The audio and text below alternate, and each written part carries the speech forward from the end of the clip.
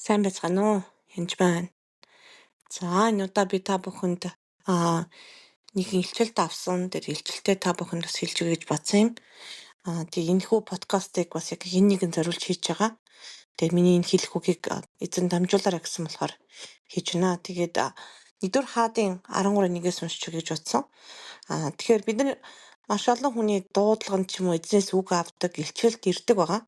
Тэрэндээ ингээд дуулуургүй байх ч юм уу, замаас нь дундаас нь нэг хүн зогсоох ч юм уу, тэм зүйлүүд зөндөө болтгоо л доо.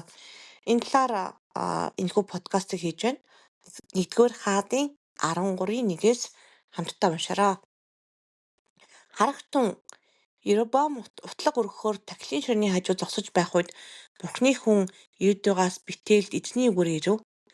Тэгэхээр Юдагаас Бетэлд эзний үгээр Бурхны хүн ирж байгаа. Энэ хүний тухай Бурхны хүн гэдэг болохоос яг нэр нь бол гардаг байгаа. Тэр эзний үгээр тахилын ширээуд хашгиран тахилын ширээ эзэн ийхүү айлдаж байна. Үзэгтэн Давидын гэр бүл Есог идэх нэгэн хүү төрнө. Тэгсэндээ Яшуа тэр чам дээр утлаг өргөдөг мөргөлийн өндөрлөгийн тахилч нарыг чиний дээр талгалах бөгөөд чам дээр хүний ясаг шатаах болно гэж байна. Гэлээ тэр өдөртөө тэрээр дохой тэмдэг үзүүлж энэ нь эзний айлдсан дохой тэмдэг юм. Үзэгтэн энэ тахилын ширээ бутаж түүн дээр үн сасрах болно гэв.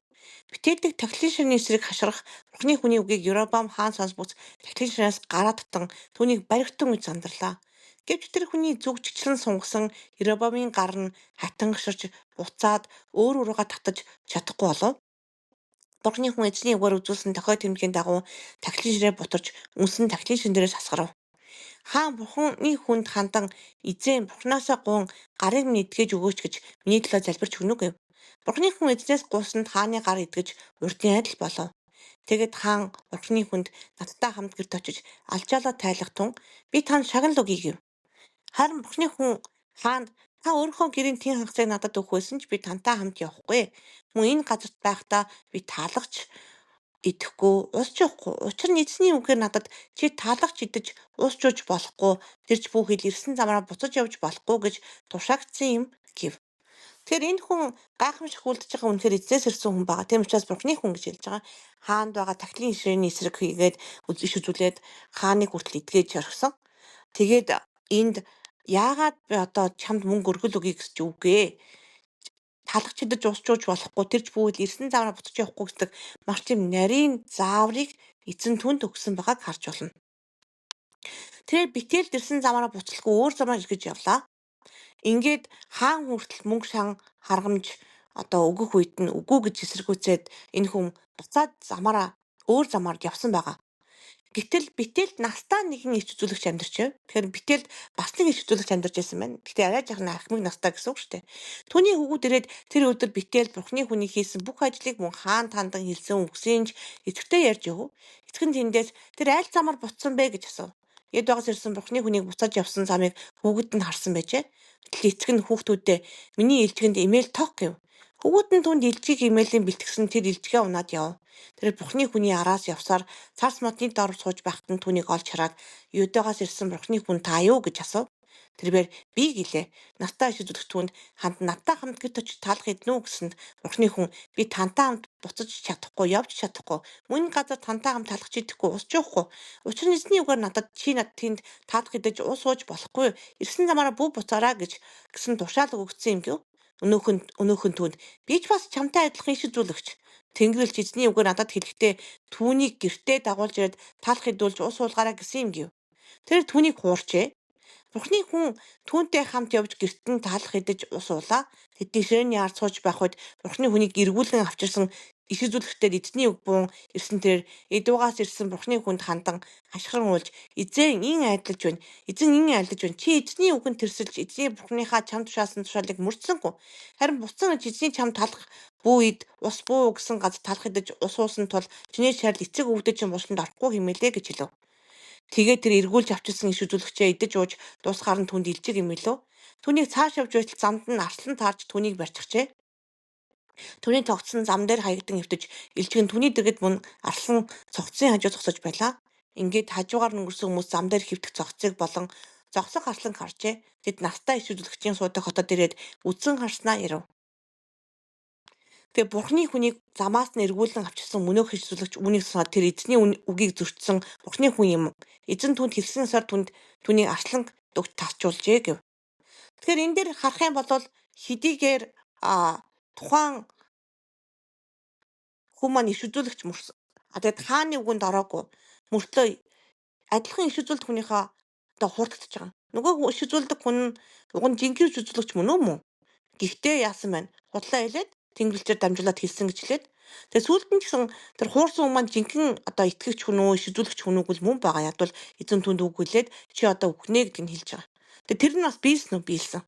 Тэгэхээр бидний амьдрал бидний дуудлагад заримдаа юм итгэгч найзууд маань тэгээ үнэхээр уг нь бол бидний тал зогсох хүмүүс маань садаа болсон тухай гардаг. Бие биендээ худлаа хэлэх, ховж ярих ч юм уу тий. Тэгвэл тэр байтугай бүр ингэж иш үзүүлэгчээр дамжуулж хүртэл ярих тухай бас байдаг ба. Тэгэхээр энийг бас ялгах явдал маш чухал. Нэгэн удаа манай багт нэг залуухан иш үзүүлэгч байсан. Тэгээд янч багчээ ингээд та ингээд удирдагч манлайлагч нарт илүү ингээд туслана, та алсын хараагаад тавихгүй байна. Та юу гэдгийг тий томчуул туслахын орн ингээд ядарсан зовсон хүмүүст хамаг цаагаа зарцуулаад ингээд ард үлдээд байна. Ингээд гүйлтийн замдаар бид нар ингээд гүүж явах гэдгсэн чи та ингээд хідэн хөл гарны урсан ядарсан хүмүүстэй ингээд ард үлдчихэд гүүхгүй байна. Уган та гүүл ингээд төрүүлэх гээд байна гэж иш үзүүлсэн байгаа. Тийм үзэгдэл харж байна гэж хэлсэн. Тэгээ би хэлсэн л тань 2-3 өдрийн турш ер нь алсын хараа хийх ёстой. Би зөндөө тийм сурсан. Та ингээд бараг л Бурхны дуудлагын дагуу явахгүй байна гэж хэлхээ шахсан. Хийж байгаа юм чинь бол зүв байна. Гэхдээ ингээд улам цаашаа явах байтал та ингээд хорогдоод хэсэгт ингээд ажиллаад ингэж хэлсэн ба. Тэгээд эзнээс асуугаад би хэлсэнтэй мэдөө их чинь миний дуудлага угаасаа сайн самар хүний буюу хөршийн дуудлагатай юм аа. Их чинь дуудлагаасаа хол яваад хайчгав дээ. Бурхан дуудсан дуудлага байгаа надад хийх ёстой ажлаа их чинь хийж байгаа. Тийм учраас чи урагшаа гүйх ёстой болол урагшаа гүйгээд яваараа тэр мундаг хүмүүстэйгээ. Их чинь энэ хідэн ядарсан хүмүүстэйгээ үлдээ гэж хэлсэн байгаа. Ингээд тэр эмэгтэйг өрөөгөөд манай багаас гараа явсан. Тэгэхээр заримдаа хүний амьдралд янз бүрийн зүйл зөндөө болдог. Тэрч бүхэл зүүдлээд гэдгийг таны хийж байгаа зүйл чинь буруу байна гэдэг юм уу гих мэтчлэн эсвэл бүр таныг ингээрэй гэж хэлсэн гэдэг ч юм уу хэлэх тохиолдол байдаг. Тэр ихний иш үзүүлэх хийж байгаа нөгөө хүн нь буруу биш. Тэрнээс эзний үгийг сонсдог хүмүүс. Гэхдээ зарим тохиолдолд тэр хүмүүс алдаа гаргах юм уу, худлаа хэлэх юм уу, буруу тайлбарлах юм уу юмнууд байж болно. Магадгүй буруу сонссон ч байж магадгүй. Тэгэхээр тэр үед яг тэр шүүх буюу сонсоо тэр үгийг хүлээж авч байгаа хүн нь болгоомжтой эзнээс мөн үү биш үү гэдгийг ялгах хэрэгтэй нэгдүгээрх нь. Хоёрдугаарт нь эзэн танд үг дамжуулсан байж та юу мэдэж уухгүй ингээд тэр газар идэж уухгүй явчаараа бүр өөр замаараа яваараа гэж заавар өгсөн бол эзний зааврыг заавал сонсож дагах хэрэгтэй байгаа. Тэгэхээр илчилт авахдаа бас ялгах явдал. Ялангуяа бусад хүмүүсээс ирж байгаа үгэн дээр тэрийг ялгах салгах явдал маш чухал. Тэгэхээр алдаатай буруу иш үзүүлж болно. Зарим хүмүүс тийм үү?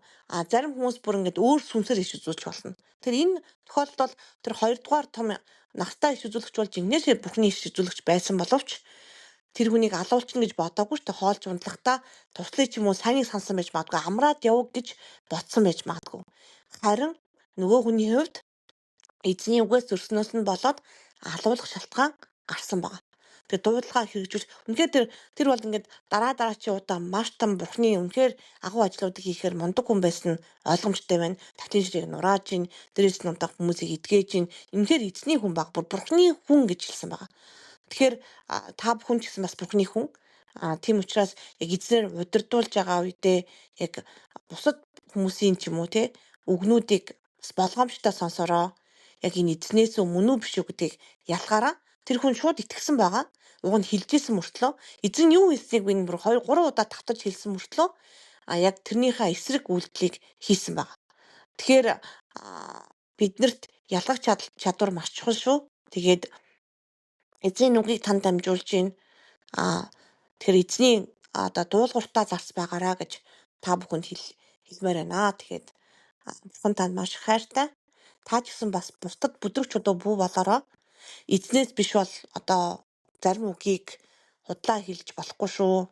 Бас ховж битгий хутгаараа, битгий хүн гүтгээрээ Бухны хүмүүсийг бас бити муулаарай гэж хэлмээр байна. Тэгэхэд таны амнаас гарч байгаа үг чинь бусдыг босгон байгуулж, тайлбарлуулж, урамшуулдаг байх болтугай. Баярлалаа.